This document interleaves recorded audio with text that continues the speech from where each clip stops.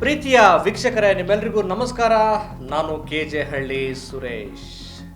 Doctor CN Manjunath, ಖ್ಯಾತ ಹೃದ್ರೋಗ ತಜ್ಞರು, ಈಗ ಪ್ರಸ್ತುತ ಬೆಂಗಳೂರು ಗ್ರಾಮಾಂತರ ಲೋಕಸಭಾ ಕ್ಷೇತ್ರದ ಸಂಸದರು. ಇವರು ಒಂದು ಸ್ಟೇಟ್ಮೆಂಟ್ ಅನ್ನು ಕೊಟ್ಟಿದ್ದಾರೆ. ಈ ಸ್ಟೇಟ್ಮೆಂಟ್ ಬಹಳ ಚರ್ಚೆಗೆ ಗ್ರಾಸ ಆಗಿದೆ. ಜೊತೆಗೆ ಒಬ್ಬ ಸಂಸದರಾಗಿ, ಖ್ಯಾತ ಹೃದ್ರೋಗ ತಜ್ಞರಾಗಿ ಈ ರೀತಿಯ ಹೃದಯವಿಲ್ಲದ ಮಾತನ್ನ ಆಡಬಹುದೇ ಅಂತೇಳಿ ನಾವೀಗ ಕೇಳಬೇಕಾಗಿದೆ. ಡಾಕ್ಟರ್ CN ಮಂಜುನಾಥ್ ಅವರು ಹೇಳ್ತಾರೆ, ಭಾರತ ಜಾತ್ಯತೀತ ರಾಷ್ಟ್ರ. ನಮ್ಮ ಸಂವಿಧಾನದಲ್ಲಿ ಹೇಳುತ್ತೆ, ಜಾತಿಯನ್ನ ಕುರಿತು ನಾವು ಮಾತಾಡಬಾರ್ದು. ಈ ಜಾತ್ಯತೀತ ರಾಷ್ಟ್ರದಲ್ಲಿ ಜಾತಿ ಜನಗಣತಿ ಅಗತ್ಯ ಇಲ್ಲ. ಇಲ್ಲಿ ಎಲ್ಲ ಜಾತಿಗಳು ಒಂದೇ ಅಂತ ಹೇಳುವಾಗ ಜಾತಿ ಜನಗಣತಿ ಯಾಕೆ ಅಂತೇಳಿ ಡಾಕ್ಟರ್ CN ಮಂಜುನಾಥ್ ಅವರು ಕೇಳ್ತಾರೆ. ಆಯ್ತಲ್ಲ ಮಂಜುನಾಥ್ ಅವರೇ, ಎಲ್ಲ ಒಂದೇ ಅಲ್ವಾ? ನಾವು ನೀವು ಎಲ್ಲರೂ ಒಂದೇ ಅಲ್ವಾ? ಯಾಕೆ ಈ ಸಮಾಜದಲ್ಲಿ ಜಾತಿಯ ವಿಚಾರಕ್ಕೆ ಅಸಮಾನತೆ ಇದೆ? ಜಾತಿಗಳ ನಡುವೆ ಗಲಾಟೆ ಆಗುತ್ತೆ. ಒಂದು ಜಾತಿಯ ಹುಡುಗ ಇನ್ನೊಂದು ಜಾತಿಯ ಹುಡುಗಿ ಮದುವೆ ಆದ್ರೆ ಯಾಕೆ ಗಲಾಟೆಗಳಾಗ್ತವೆ?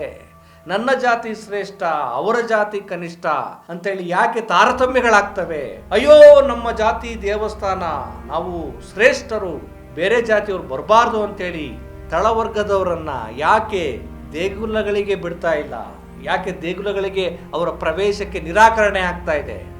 ಮನುಷ್ಯರು ಒಂದು ಜಾತಿಯವರು ದೇವಸ್ಥಾನಕ್ಕೆ ಬಂದಾಗ, ದೇವರ ದರ್ಶನ ಪಡಿಬೇಕು ಅಂತ ಬಂದಾಗ ಅವ್ರ ಧಾರ್ಮಿಕ ಆಚರಣೆ ಯಾಕೆ ವಿಚಿತ್ರವಾಗಿ ಆಡ್ತೀರಾ? ಪೂಜಾರಿಗಳು ಯಾಕೆ ವಿಚಿತ್ರವಾಗಿ ಆಡ್ತಾರೆ? ಅಯ್ಯೋ, ಆ ಜಾತಿಯವ್ರು ಬಂದ್ಬಿಟ್ರು, ನಮ್ಮ ದೇವಸ್ಥಾನ ಮೈಲಿಗೆ ಆಗ್ಬಿಡ್ತು, ನಮ್ಮ ಊರು ಮೈಲಿಗೆ ಆಗ್ಬಿಡ್ತು ಅಂತೇಳಿ ಯಾಕೆ ಅಸ್ಪೃಶ್ಯತೆ ಆಚರಣೆ ಮಾಡ್ತಾರೆ? ಇದೆಲ್ಲ ಗೊತ್ತಿಲ್ವಾ ಮಂಜುನಾಥ್ ಅವರೇ? ಗೊತ್ತಿಲ್ವಾ ನಿಮಗೆ? ಹಾಗಿದ್ರೆ ಬನ್ನಿ, ಎಲ್ಲ ಜಾತಿಯಲ್ಲೂ ಮದುವೆಗಳಾಗಲಿ, ಎಲ್ಲ ಜಾತಿಗಳಲ್ಲೂ, ಭಾರತದಲ್ಲಿರುವಂಥ ಎಲ್ಲ ಜಾತಿಯವರು ಮದುವೆ ಆಗಲಿ, ಅವ್ರು ಇಷ್ಟಪಟ್ಟವ್ರು ಮದುವೆ ಆದರೆ ಅದನ್ನು ಒಪ್ಪಿ. ಯಾಕೆ ಗಲಾಟೆಗಳಾಗ್ತವೆ? ಯಾಕೆ ವಿರೋಧವನ್ನು ವ್ಯಕ್ತಪಡಿಸ್ತೀರಿ? ನಾವೆಲ್ಲ ಒಂದೇ ಅಲ್ವಾ? ಸಂವಿಧಾನವನ್ನು ಸರಿಯಾಗಿ ಅರ್ಥ ಮಾಡ್ಕೊಳ್ಬೇಕು. ನೀವು ಹೃದ್ರೋಗ ತಜ್ಞರಾಗಿದ್ದೀರಿ ನಿಜ, ಆದರೆ ಹೃದಯವನ್ನು ಇಟ್ಕೊಂಡು ಮಾತಾಡಬೇಕಾಗತ್ತೆ ಮಂಜುನಾಥ್ ಅವರೇ. ಜಾತಿ, ಈ ಭಾರತ ಜಾತ್ಯತೀತ ರಾಷ್ಟ್ರ ನಿಜ, ಆದರೆ ಜಾತ್ಯತೀತ ರಾಷ್ಟ್ರದಲ್ಲಿ ಜಾತೀಯತೆಯೇ ಮುಖ್ಯವಾಗಿದೆ. ಜಾತ್ಯತೀತತೆ ಇದೆ, ಸಂವಿಧಾನದ ಆಶಯವೇ ಜಾತ್ಯತೀತತೆ. ಆದರೆ ಜನರ ಮನಸ್ಸಲ್ಲಿ, ಬಹುಜನರ ಮನಸ್ಸಲ್ಲಿ ಜಾತೀಯತೆಯೇ ಆಳವಾಗಿ ಬೇರೂರಿದೆ. ಜಾತಿ ಜನಗಣತಿ ಬೇಡ ಅಂತಿರಲ್ಲ, ಜಾತಿ ಜನಗಣತಿ ಯಾಕೆ ಬೇಕು ಗೊತ್ತಾ? ನಿಜ, ಜಾತ್ಯತೀತ ರಾಷ್ಟ್ರ ಆಗ್ಬೇಕು ನಿಜ, ಹಾಗಂತೇಳಿ ಜಾತಿ ಜನಗಣತಿ ಬೇಡ ಅನ್ಬಾರ್ದು. ಜಾತಿ ಜನಗಣತಿ ಯಾಕೆ ಬೇಕು ಅಂತೇಳಿ ನಾನು ಹೇಳ್ತೀನಿ. ನನ್ಗೆ ಗೊತ್ತಿಲ್ಲ, ಈ BJPಗೆ ಸೇರ್ಕೊಂಡವರೆಲ್ಲ ಆ ರೀತಿ ಆಗ್ಬಿಡ್ತಾರ, ಅಥವಾ ಮೇಲ್ಜಾತಿಯ ಮನಸ್ಥಿತಿ ಅನ್ನುವಂಥ ವ್ಯಕ್ತಿಗಳು ಯಾಕೆ ಈ ಜನಗಣತಿಯನ್ನು ವಿರೋಧ ಮಾಡ್ತಾರೆ ಅಂತೇಳಿ ನಾನು ಕೇಳಬೇಕಾಗಿದೆ. ಸ್ನೇಹಿತರೆ, ದುರಂತ ನೋಡಿ, ನಮಗೆ ಸ್ವಾತಂತ್ರ್ಯ ಸಿಕ್ಕು 75 ವರ್ಷಗಳು ಕಂಪ್ಲೀಟ್ ಆಗಿ ನಾವು 8 ದಶಕಗಳ ಹತ್ರ ನಾವು ದಾಪುಗಾಲಾಗ್ತಾ ಇದ್ದೇವೆ. ನಮಗೆ ಇಡೀ ಭಾರತಕ್ಕೆ ಇನ್ನೂ ನಮಗೊಂದು ಜನಗಣತಿ ಯಾವುದು ಅಂದರೆ ಬ್ರಿಟಿಷರು ಮಾಡಿದ ಜನಗಣತಿಯೇ ನಮಗೆ ಇನ್ನೂ ಆ ಜನಗಣತಿಯ ಆಧಾರದ ಮೇಲೆಯೇ ಕಾರ್ಯಕ್ರಮಗಳನ್ನು ರೂಪಿಸ್ತಿದ್ದಾರೆ ಅಂತಂದರೆ ಯೋಚನೆ ಮಾಡಿ. ನಮ್ಮ ದೇಶದಲ್ಲಿ ಜನರ ಬಗ್ಗೆ, ಬೇರೆ ಬೇರೆ ಸಮುದಾಯಗಳ ಬಗ್ಗೆ ಅದೆಷ್ಟು ಪ್ರೀತಿ ಇದೆ ಅಂತ. ಜಾತಿ ಜನಗಣತಿ ಯಾಕೆ ಬೇಕು ಅಂದರೆ, ಆಮೇಲೆ ಜಾತಿ ಜನಗಣತಿಯನ್ನು ಯಾಕೆ ಮೇಲ್ವರ್ಗದವರು ವಿರೋಧಿಸ್ತಾರೆ, ಯಾಕೆ ವಿರೋಧ ಮಾಡಬಾರ್ದು ಅನ್ನೋದ್ರ ಬಗ್ಗೆನೂ ಮಾತಾಡೋಣ. ಮತ್ತು ಯಾಕೆ ಜಾತಿ ಜನಗಣತಿ ಅವಶ್ಯಕತೆ ಇದೆ ಅನ್ನೋದ್ರ ಬಗ್ಗೆನೂ ಕೂಡ ಮಾತಾಡೋಣ. ನೋಡಿ, ಜಾತಿ ಜನಗಣತಿ ಅಂದರೆ ಅದು ಕೇವಲ ಜನಸಂಖ್ಯೆಯನ್ನಷ್ಟೇ ಕಲೆಕ್ಟ್ ಮಾಡುವ, ಸಂಗ್ರಹ ಮಾಡುವ ಒಂದು ಕಾರ್ಯಕ್ರಮ ಅಲ್ಲ. ಅದು ಜಾತಿ ಜನಗಣತಿ ಅಂದರೆ ಅದು ಎಲ್ಲ ಜಾತಿಗಳ ಜಾತಿಗಳಲ್ಲೇ ಒಳ ಜಾತಿಗಳು, ಉಪಜಾತಿಗಳು, ಎಲ್ಲ ಪ್ರತಿಯೊಂದು ಜಾತಿಗಳ ಸಾಮಾಜಿಕ ಸ್ಥಿತಿ ಹೇಗಿದೆ, ಶೈಕ್ಷಣಿಕ ಸ್ಥಿತಿ ಹೇಗಿದೆ, ಆರ್ಥಿಕ ಸ್ಥಿತಿ ಹೇಗಿದೆ, ಸಾಂಸ್ಕೃತಿಕ ಸ್ಥಿತಿ ಹೇಗಿದೆ, ಅವರ ಬದುಕು ಹೇಗಿದೆ, ಈ ಎಲ್ಲ ಅಂಶಗಳನ್ನು ನಿಖರವಾಗಿ, ವಸ್ತುನಿಷ್ಠವಾಗಿ, ವೈಜ್ಞಾನಿಕವಾಗಿ ಕಲೆಕ್ಟ್ ಮಾಡುವ, ಸಂಗ್ರಹಿಸುವ ಒಂದು ಅತ್ಯುತ್ತಮವಾದಂಥ ಒಂದು ಕಾರ್ಯಕ್ರಮ ಅದು ಜಾತಿ ಜನಗಣತಿ. ಯಾಕೆಂದರೆ ಉದಾಹರಣೆಗೆ ಈಗ ಒಂದು SC ಸಮುದಾಯದಲ್ಲಿ 101 ಜಾತಿಗಳಿದ್ದಾವೆ ಅಂತ ನಾವು ಅಂದ್ಕೊಳ್ಳೋಣ. ಆ 101 ಜಾತಿಯಲ್ಲಿ ಎಲ್ಲ ಜಾತಿಗಳು ತುಂಬ ಸಮಾನವಾಗಿದ್ದೀವಿ ಅಂತೇಳಿ ನಾವು ಬಾಯಿ ಮಾತಲ್ಲಿ ಹೇಳ್ಬೋದು. ಆದರೆ ಈ ಜಾತಿ ಜನಗಣತಿಯನ್ನು ಮಾಡಿದಾಗ ಆ 101 ಜಾತಿಗಳಲ್ಲಿ ಬರುವಂಥ ಏನು ಪರಿಶಿಷ್ಟ ಜಾತಿಯಲ್ಲಿ ಆ 101 ಜಾತಿಗಳ ಸಾಮಾಜಿಕ ವಿವರ, ಉದಾಹರಣೆಗೆ ಒಂದು ಸಮುದಾಯ, ಆ ಸಮುದಾಯ ಒಂದು ಸಮುದಾಯ, ಉದಾಹರಣೆಗೆ ಕುರುಬ ಸಮುದಾಯ, ಉದಾಹರಣೆಗೆ ಗೊಲ್ಲ ಸಮುದಾಯ, ಉದಾಹರಣೆಗೆ ಒಕ್ಕಲಿಗ ಸಮುದಾಯ, ಲಿಂಗಾಯತ ಸಮುದಾಯ.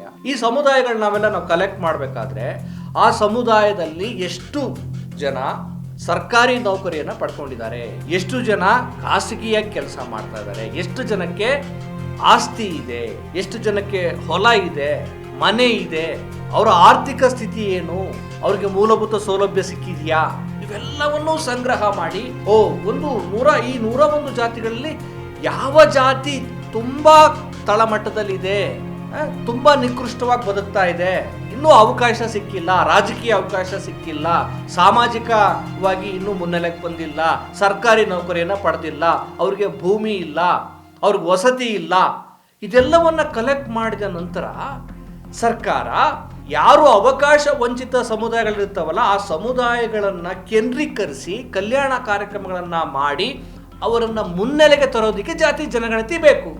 ನೀವು ಹೇಳ್ತೀರಿ ಎಲ್ಲ ಒಂದೇ, ಸಂವಿಧಾನ ಪ್ರಕಾರ ಎಲ್ಲ ಒಂದೇ, ಗಣತಿ ಬೇಡ. ಗಣತಿ ಮಾಡದಿದ್ರೆ ಹೆಂಗ್ ಗೊತ್ತಾಗುತ್ತೆ? ಹೇಗೆ ಗೊತ್ತಾಗುತ್ತೆ? ಉದಾಹರಣೆಗೆ ಯಾವುದೋ ಒಂದು ಈರುಳಿಗ ಸಮುದಾಯ, ಇನ್ನೊಂದು ಯಾವುದೋ ಬುಡಕಟ್ಟು ಕಾಡುಗೊಲ ಸಮುದಾಯ, ಇನ್ನೊಂದು ಯಾವುದೋ ಸೋಲಿಗ ಸಮುದಾಯ, ಆ ಸಮುದಾಯದ ಜನಸಂಖ್ಯೆ ಎಷ್ಟು, ಆ ಸಮುದಾಯದ ಸಾಮಾಜಿಕ ಸ್ಥಿತಿ ಹೇಗಿದೆ, ರಾಜಕೀಯ ಸ್ಥಿತಿ ಹೇಗಿದೆ, ಅವರಿಗೆ ಭೂಮಿ ಇದೆಯಾ, ಅವರ ಶೈಕ್ಷಣಿಕ ಮಟ್ಟ ಯಾವ ರೀತಿ ಇದೆ, ಇದು ಗೊತ್ತಾಗೋದು ಹೇಗೆ? ಅದು ಗೊತ್ತಾಗೋದು ಈ ರೀತಿಯ ಜಾತಿ ಜನಗಣತಿಯನ್ನ ಮಾಡಿದಾಗ ಮಾತ್ರ ಗೊತ್ತಾಗತ್ತೆ.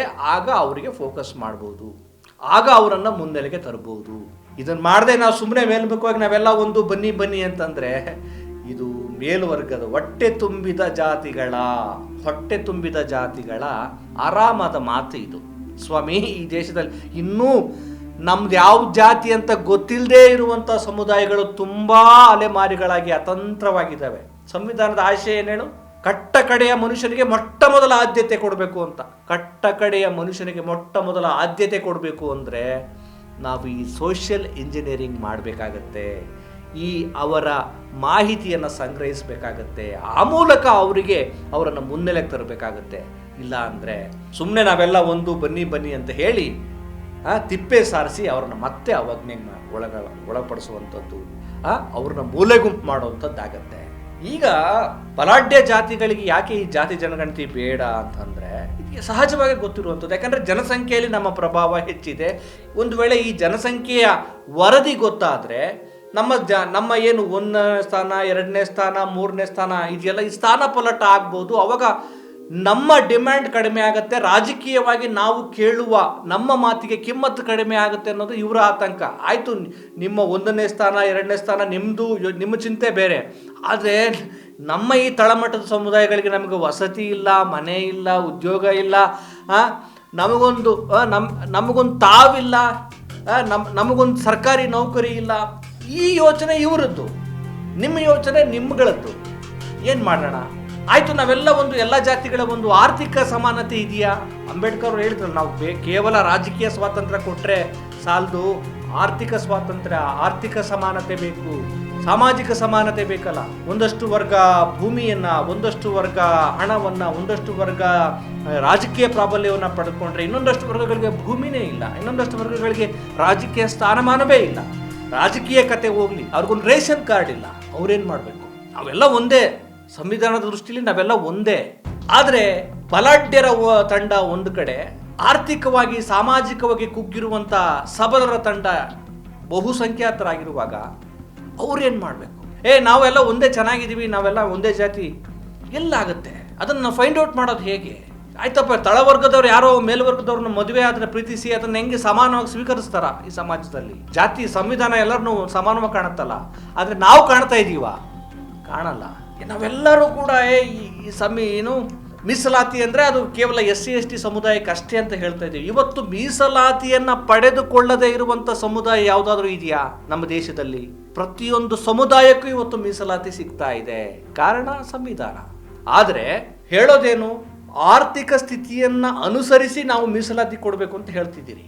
ಆರ್ಥಿಕ ಸ್ಥಿತಿ ಅನುಸರಿಸಿ ಕಲ್ಯಾಣ ಕಾರ್ಯಕ್ರಮಗಳನ್ನ ಅಥವಾ ಅದಕ್ಕೆ ಸಪರೇಟು ಒಂದು ಪ್ಯಾಕೇಜನ್ನು ಘೋಷಣೆ ಮಾಡ್ಬೋದು. ಆದರೆ ಮೀಸಲಾತಿಯನ್ನು ಸಾಮಾಜಿಕ ಸ್ಥಿತಿಯನ್ನು ಅನುಸರಿಸಿ ಕೊಡಬೇಕಾಗತ್ತೆ. EWS ಎಕನಾಮಿಕ್ ವೀಕರ್ ಸೆಕ್ಷನ್ ಅಂತೇಳಿ ಮಾಡಿದ್ರಲ್ಲ, ಮೇಲ್ವರ್ಗದ ಸಮುದಾಯಗಳು 10% ಮೀಸಲಾತಿಯನ್ನು, ಸಂವಿಧಾನದ ಆಶಯಕ್ಕೆ ವಿರುದ್ಧವಾಗಿ ಮೋದಿ ಸರ್ಕಾರ 10% ಮೀಸಲಾತಿಯನ್ನು ಆರಾಮಾಗಿ ಕೊಟ್ಬಿಟ್ರು. ಯಾವ ಸ್ಟೇಜಸ್, ಯಾವ ಮಾನದಂಡದ ಆಧಾರದ ಮೇಲೆ ಅವರು ಬಡವರ್ಗ, ಅವರು ಬಡವರು ಅನ್ನೋ ಆಧಾರದ ಮೇಲೆ ಕೊಟ್ಟರು. 10% ಇರೋದು 3%, 2% ಜನಕ್ಕೆ 10% ಮೀಸಲಾತಿ. ಅವ್ರು ತಿಂದು ಉಂಡು ಆರಾಮಾಗಿ ಇನ್ನೂ ಉಳಿಯುತ್ತೆ. ಮೀಸಲಾತಿ ಸಿಗ್ತಲ್ಲ. ಈಗ ಮೀಸಲಾತಿನ ವಿರೋಧ ಮಾಡ್ತಾ ಇದ್ರಲ್ಲ, ಅದು ಹೋಗ್ಲಿ. ಈಗ ಇನ್ನೆಷ್ಟೋ ಸಮುದಾಯಗಳಿಗೆ ಒಂದು ಇನ್ನೂ ಸಿಕ್ಕಿಲ್ವಲ್ಲ, ಇನ್ನೂ ರೇಷನ್ ಕಾರ್ಡ್ ಸಿಕ್ಕಿಲ್ಲ. ಇವತ್ತು ಒಳ ಮೀಸಲಾತಿ ಹೋರಾಟಗಳು ನಡೀತಿದ್ದಾವೆ. ಯಾಕೆ ಒಳ ಮೀಸಲಾತಿ ಹೋರಾಟ ನಡೀತಿದೆ ಅಂದರೆ, ಸಬಲವಾಗಿರುವಂಥ ಜಾತಿಗಳ ನಡುವೆ ಸಣ್ಣ ಸಣ್ಣ ಸಮುದಾಯಗಳು ಇನ್ನೂ ಹೊಟ್ಟೆ ತುಂಬಿಲ್ಲ, ನಮಗಿನ್ನೂ ಹೆಚ್ಚಿನ ಅವಕಾಶ ಬೇಕಾಗಿದೆ ಅಂತ ಕೇಳ್ತಿರೋದು. ಹಾಗಾಗಿ ನಮಗೆ ಸಪರೇಟ್ ಒಂದಷ್ಟು ಮೀಸಲಾತಿನ ಹೆಚ್ಚು ಕೊಡಿ ಅಂತ ಕೇಳ್ತಿರೋದು. ಒಳ ಮೀಸಲಾತಿ ಹೋರಾಟದ ಆದ್ಯತೆಯೇ ಅದು. ಹಾಗಾಗಿ ಡಾಕ್ಟರ್ CN ಮಂಜುನಾಥ್ ಅವರೇ, ವೈದ್ಯರು ಅಂದ ತಕ್ಷಣನೇ ಯಾಕೆ ಕಿಡ್ನಿ ಸ್ಪೆಷಲಿಸ್ಟು, ಬ್ರೈನ್ ಸ್ಪೆಷಲಿಸ್ಟು, ಹೃದಯದ ಸ್ಪೆಷಲಿಸ್ಟು, ಆಮೇಲೆ ಮೂಳೆ ಸ್ಪೆಷಲಿಸ್ಟು ಅಂತ ಯಾಕೆ ಇರ್ತಾರೆ ಹೇಳಿ? ಪ್ರತ್ಯೇಕವಾಗಿ ಅದನ್ನು ಅಧ್ಯಯನ ಮಾಡೋಕ್ಕೆ ಪ್ರತ್ಯೇಕವಾದಂಥ ಒಂದು ಭಾಗವನ್ನು ಸ್ಟಡಿ ಮಾಡೋದಕ್ಕೆ ಇರ್ತಾರೆ. ಹಾಗೆಯೇ ಜನಗಣತಿಯೂ ಕೂಡ ಬೇಕಾಗುತ್ತೆ. ಯಾಕೆ ಅಂದರೆ ನಮ್ಮ ತಳವರ್ಗ ಅಲ್ಲ, ಎಲ್ಲ ವರ್ಗದವರ ಜನರ ಸ್ಥಿತಿಯನ್ನು ಅರ್ಥ ಮಾಡ್ಕೊಳ್ಳೋದಕ್ಕೆ ಜಾತಿ ಜನಗಣತಿ ಬೇಕಾಗುತ್ತೆ. ಇದೊಂದು ಪ್ರಾಥಮಿಕವಾದ ತಿಳುವಳಿಕೆ.